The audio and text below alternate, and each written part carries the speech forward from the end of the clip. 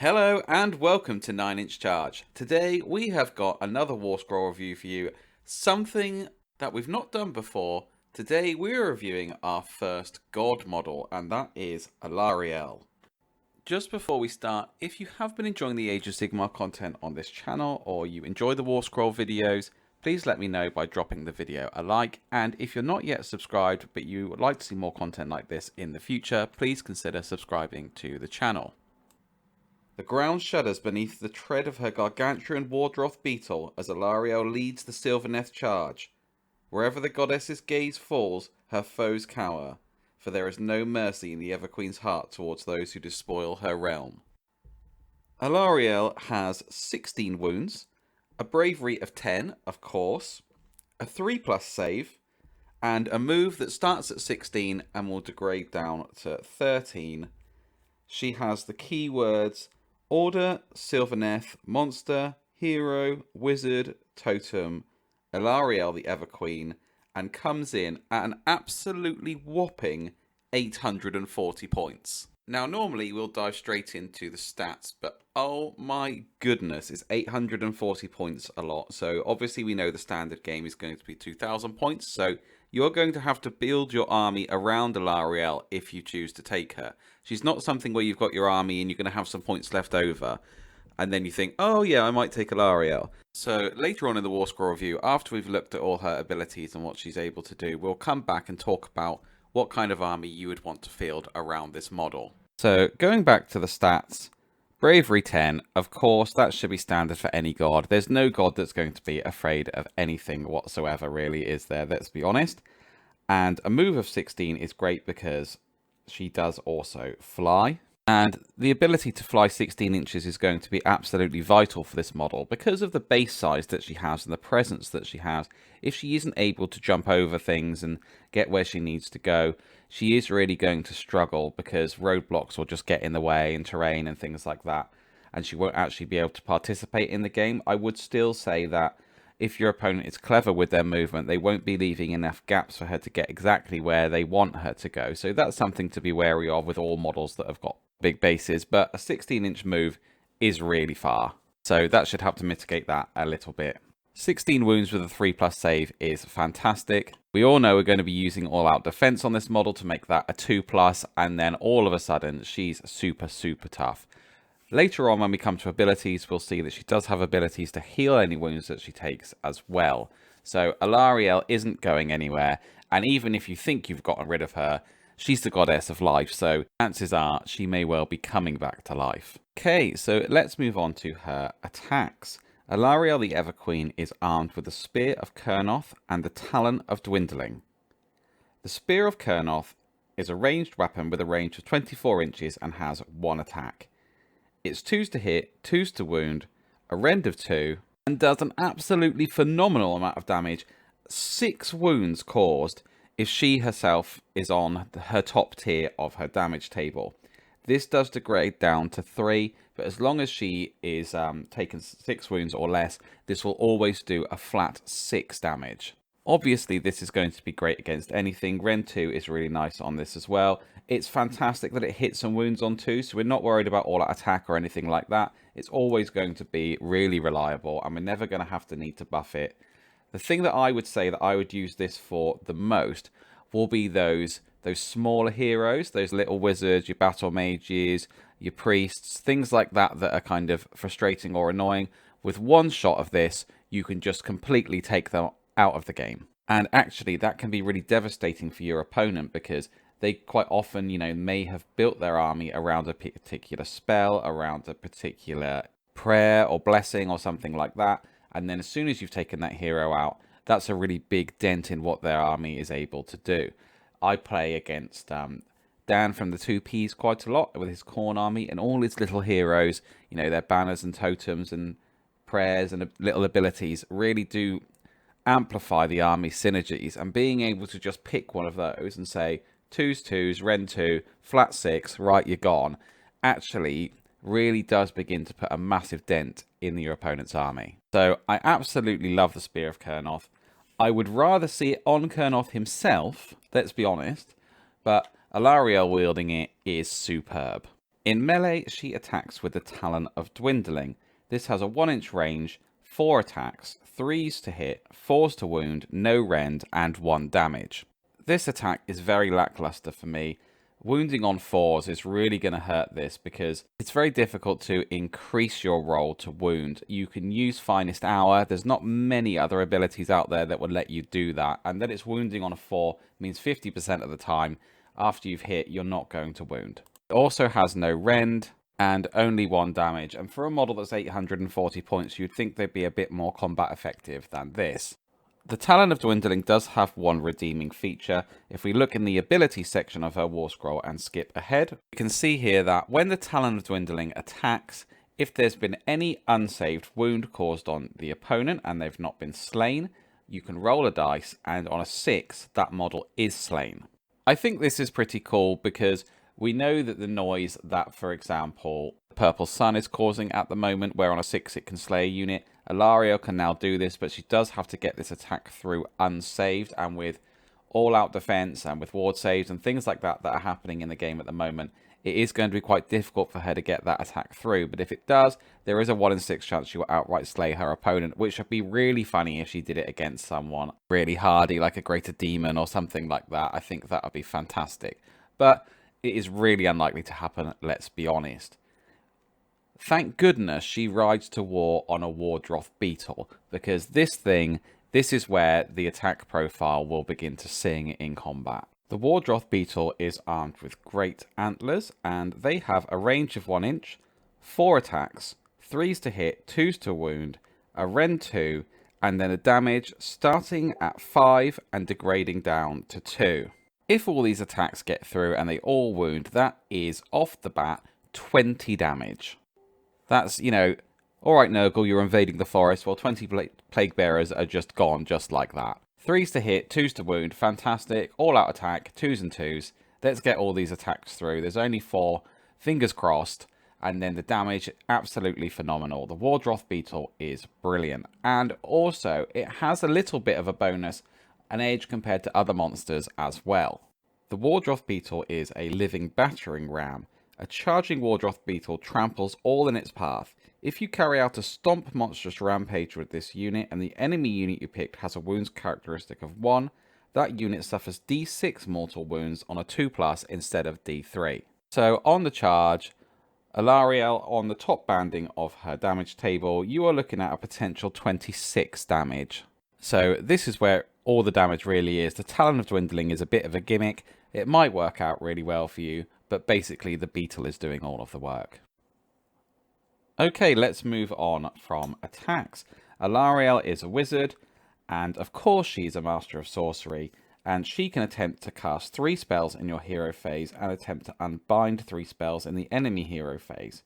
If this unit is part of a Sylvaneth army, it knows all of the spells from the Lore of the Deepwood in addition to any other spells it knows. And her signature spell is Metamorphosis. With a wrathful glare from the Everqueen, the enemy is turned to living wood. Metamorphosis is a spell that has a casting value of 7 and a range of 16 inches. If successfully cast, pick one enemy unit in range that is visible to the caster and roll a dice equal to the casting roll. For each 3+, the unit suffers 1 mortal wound. If a unit is destroyed by a mortal wound caused by this spell, before removing the last model on that unit from play, you can set up 1 Awakened Wildwood terrain feature consisting of 1 scenery piece wholly within 12 inches of that model and more than 3 inches away from other models, other terrain features and objectives, and add it to your army. Metamorphosis is a really cool spell. I really like the idea that it's like turning your opponents into petrifying wood as they're on the march. This is a bit of an old reference, but there's a scene in Final Fantasy IX where one of the main characters, Blank, gets turned into petrified wood. It reminds me a bit of that. But what's cool, it's every model in the unit on a 3+ takes a mortal wound. So again, if you're looking at these units that have got 1 wound per model, you're looking at, on a 3+, you're looking at destroying 2/3 of that unit with this spell. A 7 is quite an easier cast roll for how some of the spells are. 7 is an average roll, you are quite likely to get it. She doesn't get any pluses or minuses to casting, although she can cast a lot of spells or try to cast a lot of spells. I think for me, this would always be the last spell that I attempt, because it's so potentially deadly against horde armies. I'd be looking at some other spells from the spell lore, casting them first and trying to draw out your opponent's ability to dispel. So if your opponent's only got 2 wizards, for example, and they each get 1 chance to dispel, those are going to be their 2 abilities taken up, and then you've got a free reign with this spell. I think she combines quite well with the Warsong Revenant, because he gets the chance to cast 2 spells a turn as well and unbind 2 spells, so already it's the equivalent of having 5 mages, so you can really overwhelm your opponent with magic in this army. Okay, so with that done, let's have a look at the other abilities she has on her War Scroll, and there are plenty more to talk about. The first is Soul Amphorae. ALARIELLE scatters the precious magical pollens within her Soul Amphorae, seeding the battlefield with new life. Once per battle, at the end of your movement phase, you can summon one of the following units to the battlefield. 1 unit of up to 20 Dryads, 1 Tree Revenants unit up to 10 models, 1 Spike Revenants unit up to 10 models, 1 Kurnoth Hunters unit of up to 3 models, 1 Branch Witch, or 1 Tree Lord. This summon unit added to your army must be set up wholly within 9 inches of this model, more than 9 inches away from enemy units. Now this begins to offset her cost of 840 points, because a Tree Lord is 260 points on his own. If you take ALARIELLE but you gain a Tree Lord, the net points that she's costing you is really 580. 20 Dryads are only 200 points, but what's cool about this ability is that it gives you options. So if you want Revenants, if you want Dryads, if you want Hunters, if you want an extra caster, all these kinds of things, it gives you options. That's what's really cool about it, is that it's not just summoning 1 unit type. You might want bodies on an objective, it gives you that. You might want Hunters to come up against something a bit tough, or to hold out against something. It gives you options there. So I really like this ability. I think it does begin to offset her points, because her points are really high. And it's really cool that you can do this mid-game. So you can see how things are going for you, and then make that decision later on. Earlier in the video, we were talking about how to build an army around ALARIELLE, and this is one of the things that you can consider. So if you said, okay, by taking ALARIELLE, I've had to take less Revenants than I would usually want, something like that, you can actually begin to factor that in and make this your preferred unit that you summon in. So you do have a kind of 200 to 260 point buffer there. Okay, I've had to make the decision. I've taken ALARIELLE. I've not taken a unit of 3 Kurnoth Hunters that I would want to have taken. Well, actually, now you can put them in. So start to have those kinds of thoughts when you're building your armies. Have a look at what you think you're lacking, but then compare to this ability and see if you can make it up in some way. The next ability is Swirling Glows Spikes. Whenever ALARIELLE takes to the air upon her fronded wings, her Wardroth Beetle shatters into 1,000,000 Swirling Glow Spikes. This unit can retreat and still shoot and or charge later in the turn. This is brilliant because it means she's not going to get bogged down in combat necessarily, and being able to retreat and then still shoot, because we know her shooting attack is fantastic, and then charge is fantastic, because she's just going to be able to get wherever she needs to go that way. If somebody charges into her and you think, oh, she's going to be bogged down, I'm not going to be able to get her where I need to go. If I retreat, I'm not going to get her into combat, I'm not going to be able to shoot. No, nothing is wasted, because if she's locked in combat against something that is particularly tough or isn't going anywhere and you don't have the support to get rid of, she can still cast magic in the magic phase. She can then retreat in the move phase. She can then still shoot, and then she can then still charge. I think this is really fantastic, and it makes her so mobile. She's really going to be able to fling herself across the battlefield in a couple of turns. But yeah, like this one a lot. The next is the Rite of Life. Wherever ALARIELLE the Everqueen goes, so too does the power of her great right, banishing corruption and transforming the realms into flourishing domains of life. Once per battle at the start of your hero phase, you can say ALARIELLE will give voice to a verse of the Rite of Life. If you do so until the end of that turn, all terrain features on the battlefield that are not already considered to be overgrown terrain features are considered by you to be overgrown terrain features. This is really cool because it gives you options for teleporting. If your wildwoods aren't quite where you want them to be, if there aren't any overgrown terrain features where you want to be, but you want to get a unit across the table through the realm routes, then you can do it this way. And this could then strategically really lend itself to you, just as I said, opening up the whole tabletop to where your units want to go. I could see this being used really well as a kind of Alpha Strike model, where you could get a unit all the way across. I mean, you could even potentially say that your opponent's terrain, if they have any of their own faction terrain, is overgrown. So yeah, great fun with this one. And finally, we have the ability Life Bloom. Now, Life Bloom is why I think she comes with this really, really heavy price tag. Her other abilities are good. Her spell is fantastic. Good shooting, good mobility, good combat damage from the beetle. But Life Bloom is really, I think, where it is at. So, ALARIELLE calls upon the overflowing restorative energies of Gairan to heal her wounds no matter how grave they may be.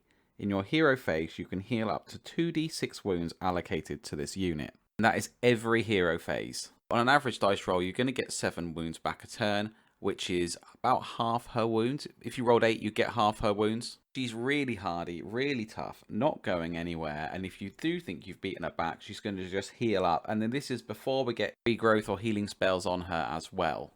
In addition, once per battle, at the end of your hero phase, if this unit has been destroyed, you can roll a dice and add the number of the current battle round to the roll. On a 6+, you can set this unit up on the battlefield, wholly within 12 inches of an overgrown terrain feature or awakened wildwood, more than 9 inches away from enemy units, and with 8 wounds allocated to it. So the average dice roll is a 4+. If she dies from round 2, there's a 50% chance of coming back. Any other round after that, your chances just increase. How fantastic is that? You can't beat the Goddess of Life. She's always going to come back to life. There's no death for her, is there? I mean, come on. Nagash isn't going to have that soul. So it makes perfect sense fluff-wise. It's really cool in the rules that she's able to come back. That is if you're able to kill her with all the healing that she has. Life Bloom, to be honest, almost makes her one of these models a bit like Marathi, where if you don't think you're going to be able to defeat them, then they become kind of an ignore model, because what is the point of trying to attack her if you're going to cause 5 or 6 wounds? She's just going to get them straight back, or even if you do kill her outright, she is just going to come back. She's an absolute menace on the table for things like that. So I think that's really, really cool. I'd love to hear your stories, you guys, in the comments of when you've used her and what her finest hour has been. Has the Wardroth Beetle taken out a whole unit? How much damage has she managed to tank and then heal up? Let me know. The only thing I think we haven't covered, which is just slightly out of the reach of this video, is to have a look at the Sylvaneth spell lore, because she does know all of the spells from that if she's in a Sylvaneth army. Again, makes her a Swiss Army knife. It does do the things that we said that the summoning does, because it just gives you options. But I think maybe a follow-up video is in order, where we just specifically look at that spell lore and its uses, and then that can tie in quite nicely to this. Thank you very much for watching. Please be sure to leave a comment and let me know what you think. I do read every single comment.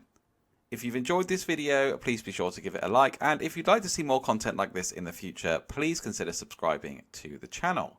And if you'd like to take the conversation even further, you can join the 9 Inch Charge Hobby Hangout group on Facebook. This is a place for us to come together as a community and encourage each other and chat about our hobby, and feel free to share your models, thoughts, ideas, or ask any questions that you may have. There's a link in the description below. And if you'd like to support the channel, you can find a link in the description to our Patreon page, or you could become a YouTube member. And you can also support the channel by using the affiliate link we have to Element Games. They have a really extensive hobby range. I'm sure you can find anything that you're looking for on there, and they also sell it at a discount to Games Workshop. And if you use the affiliate link, we get a small amount of commission back that we can use to put back into the channel. As ever, this has been 9 Inch Charge. Thank you very much for watching, and I will catch you next time.